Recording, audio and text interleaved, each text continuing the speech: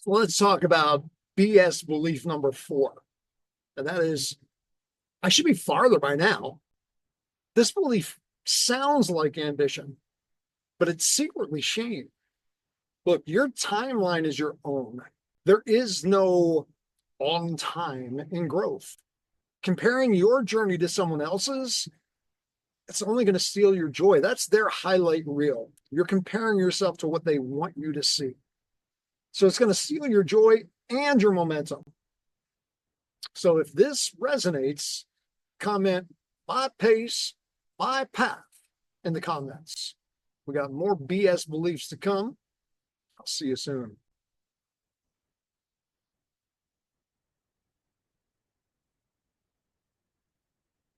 I can't get it to stop.